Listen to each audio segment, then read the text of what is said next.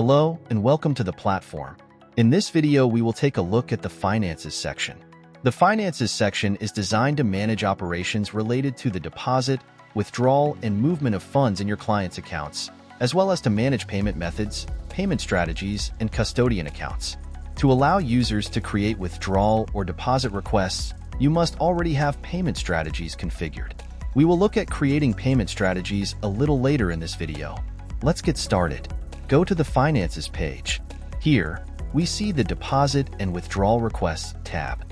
A filter is available to display requests in a list filtered by account, payment type, status, and you can also select a specific date range.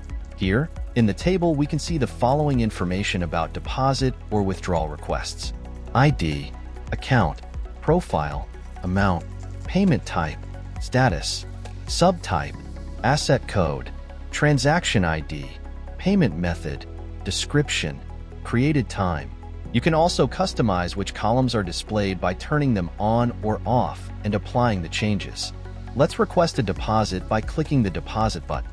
Here, select Account ID, optionally select subtype, commission, correction, or adjustment, select currency, enter the amount, optionally fill out the description, and finally click the Request Deposit button to complete the request. Now let's request a withdrawal by clicking the Withdrawal button.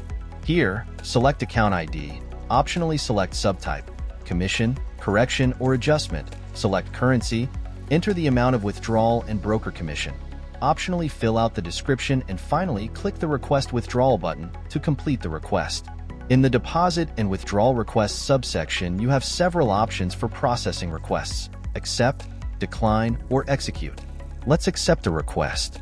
Option Accept reflects the state corresponding to the request accepted for processing.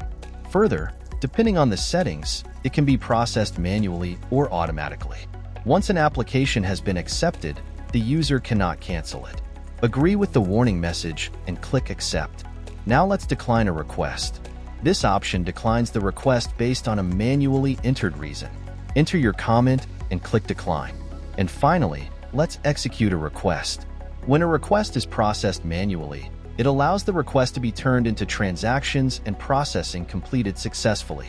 Select an account, optionally select a netting date, and enter a comment then click the Execute button. Next, let's take a look at the Pending Payments Methods tab. Here we see pending payment methods in the draft status. Let's update the payment method status from draft to verification in progress by clicking the Verification button. Now we see that the payment method is in the status of verification in progress. You can either reject or accept this payment method. Let's accept this payment method by clicking the Accept button. Now let's go to the Broker Payment Methods tab. Here we can see the recently accepted payment method.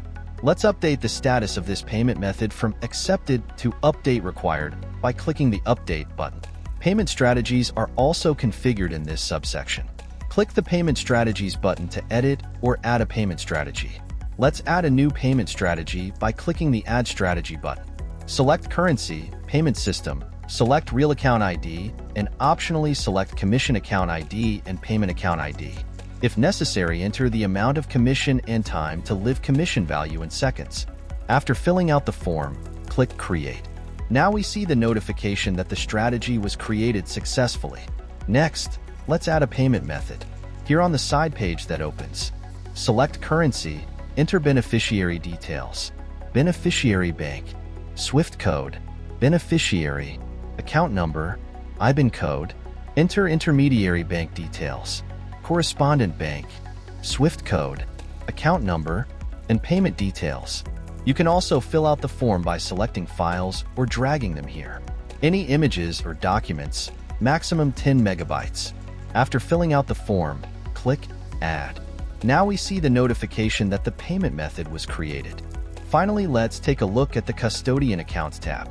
Payment strategies are configured in this subsection as well. Let's add custodian payment method by clicking the Add Custodian Payment Method button. Here, select Currency and enter custodian details, BIC code, agent bank, securities account number, country or market, additional info and details. After filling out the form, click Add. Now we see the notification that the payment method was created.